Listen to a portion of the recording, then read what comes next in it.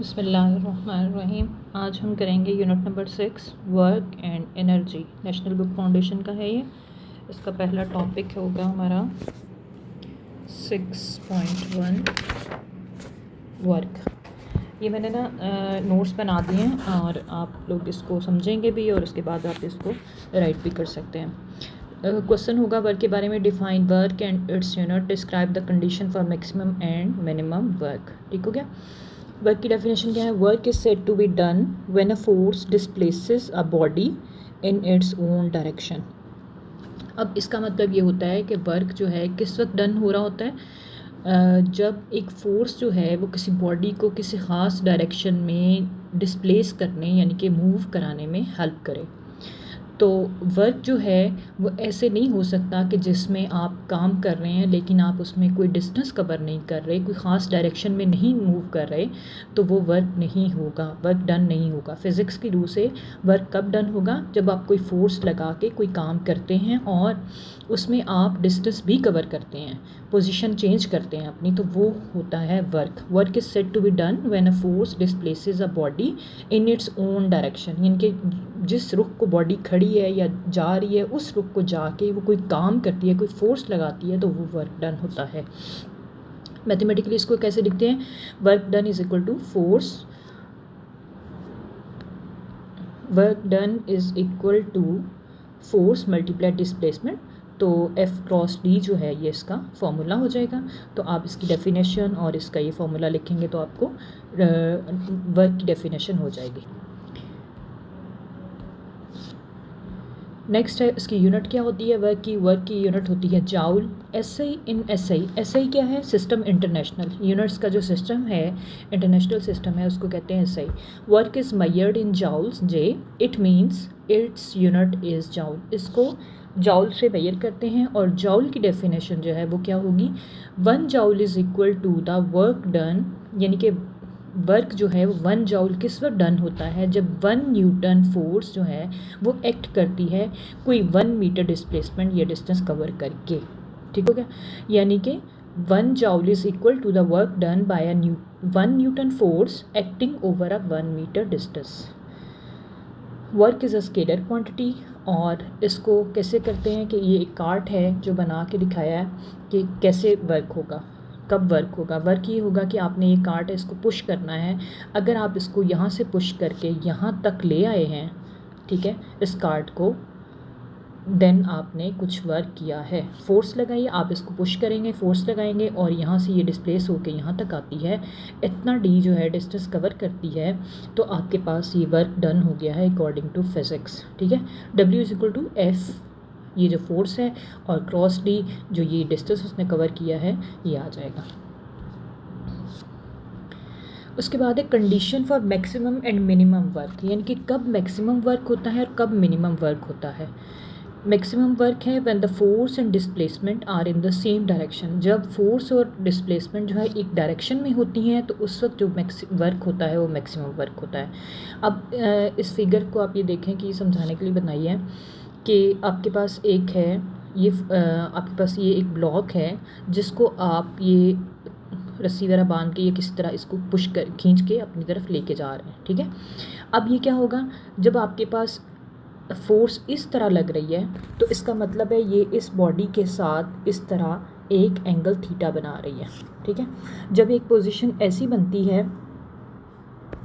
तो उसमें ये होता है कि आपके पास जो फोर्स है वो अगर आपके पास ओब्लीक लग रही है यानी कि डायगोनल की सूरत में लग रही है तो फिर उसके कंपोनेंट्स बन जाएंगे जो कि ये हैं। ये होगा उसका FX कंपोनेंट जो कि एक्स एक्सिस के अलोंग है, और ये उसका होगा Y एक्सिस कंपोनेंट जो कि वर्टिकल। तो हमारे पास ये है FX जो होता है, हमारे पास FX हो जाता है F कॉस ऑफ थीटा के, और FY जो होता है कंपोनेंट इसका जो परपेंडिकुलर कंपोनेंट है वो F साइन थीटा के इक्वल हो जाता है। ठीक हो गया। अब बताना इसमें ये है कि मैक्सिमम वर्क कैसे होगा कि अगर हमारे पास ये देखें कि ब्लॉक है, ये यहाँ से डिस्प्लेस करके यहाँ से इतना डिस्टेंस कवर करके यहाँ पे आ गया। ठीक हो गया। इसने डिस्प्लेस तो कर लिया, डिस्टेंस कवर कर लिया, और फोर्स जो थी वो यूँ लग रही थी, ना कि यूँ लग रही थी सिर्फ, बल्कि इसको पुश करने के लिए यूं करके खींचा जा रहा था। तो अब ये फोर्स जो है डायगोनल लगी, इसने इसके साथ एक्स एक्सिस के साथ थीटा बनाया, इसको हमने रिजॉल्व कर लिया। The component F cos of theta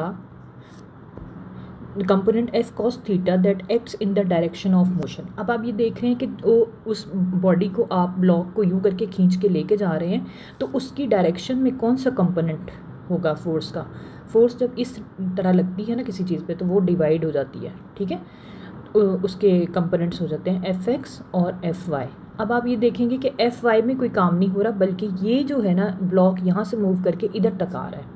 तो इसका मतलब है इसका जो F cos of F x है, यानी कि एफ कॉस ऑफ थीटा जो है वो हमारा इसमें काम कर रहा है। तो F cos theta that X in the direction of motion, so W is equal to F cross S, और f जो है उसका कंपोनेंट एफ एक्स कंपोनेंट जो है वो एफ कॉस ऑफ थीटा है, मल्टीप्लाई s हो गया, और इसको हम लिख सकते हैं एफ एस जैसे लिखा हुआ है और कॉस ऑफ थीटा। ठीक हो गया। अगर अब देखना है कि कब, कहना क्या चाह रहे हैं कि कब होगा, जब कॉस थीटा जो है, थीटा जो एंगल बन रहा है, जब वो एफ और एस के दरमियान जो एंगल बन रहा है वो ज़ीरो होगा, ठीक है, तो हमारे पास कॉस ऑफ ज़ीरो जो है वो 1 के इक्वल होगा।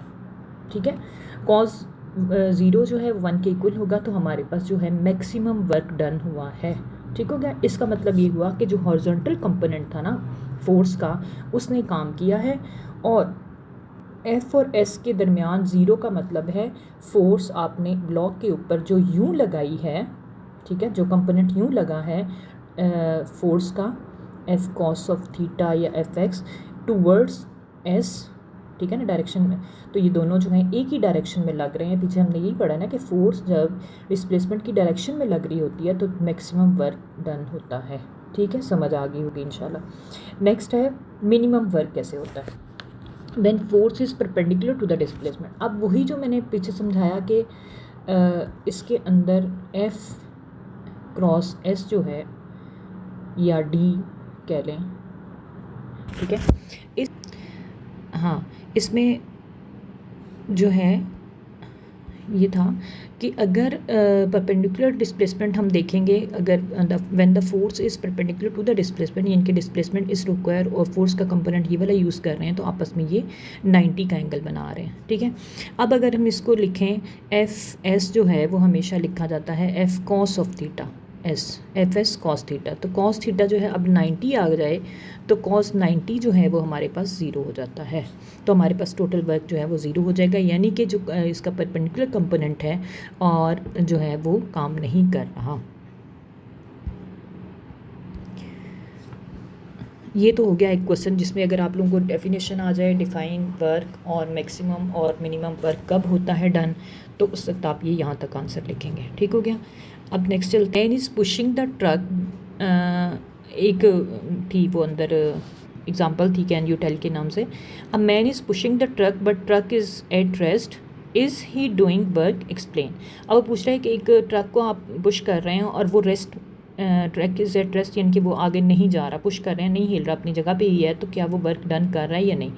तो आप ये कहेंगे कि a man is pushing the truck but truck is at rest because displacement is zero so the work done is zero. जब कोई डिस्प्लेसमेंट ही कवर नहीं हो रहा, यही पढ़ा है ना हमने कि डिस्प्लेसमेंट कवर नहीं होगा, यहाँ से डिस्प्लेस करके ट्रक जो है वो यहाँ से यहाँ तक नहीं गया, बल्कि यहीं पे खड़ा है, जितना मर्ज़ी आप फोर्स लगा रहे हैं, तो जब डिस्टेंस ज़ीरो है, इसका डिस्प्लेसमेंट ज़ीरो है, तो फिर एफ क्रॉस ज़ीरो जो है वो ज़ीरो वर्क डन हो जाएगा। उसके बाद एक और क्वेश्चन है छोटा सा, उसमें है कि a man is pushing the wall, is he doing work explain. वो कहते हैं एक वॉल है, उसको एक बंदा डिस्प्लेस कर, उस पर वर्क डन करने की कोशिश कर रहा है, यानी कि उसको पुश कर रहा है, तो क्या वो जो है वर्क डन करेगी या नहीं।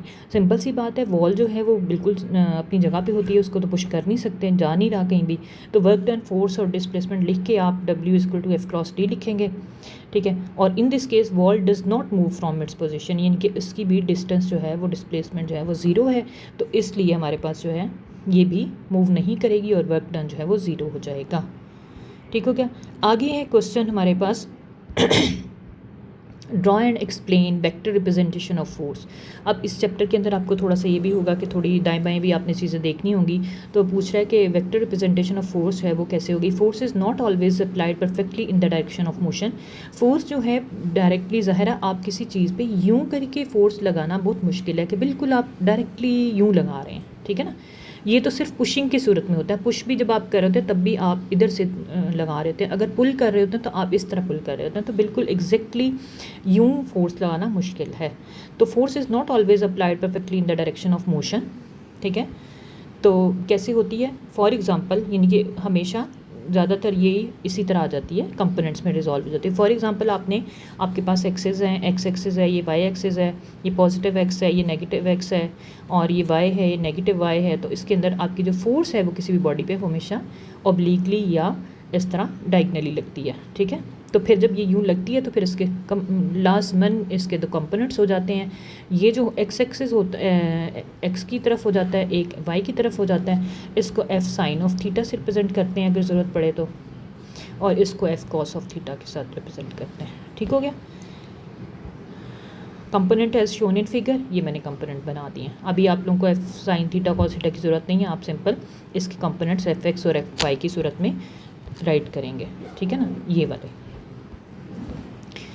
तो फोर्स हमारे पास इसमें जो है वो रिप्रेजेंट क्या कर रही है, एफ़ जो है वो फोर्स को रिप्रेजेंट कर रही है, और एफ एक्स जो है वो हॉरिजॉन्टल कंपोनेंट ऑफ फोर्स को कर रहा है, और F Y vertical component of force को कर रहा है।